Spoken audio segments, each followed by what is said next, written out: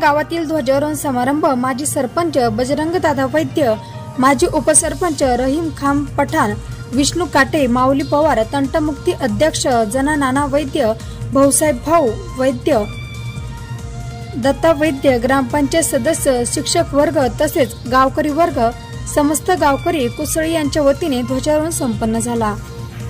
माजी सरपंच कुसळी येथील रहीम खान पठाण यांच्या हस्ते ध्वजारोहण समस्त गावकरी मंडळींना शुभेच्छा देऊन कार्यक्रम पार पडला।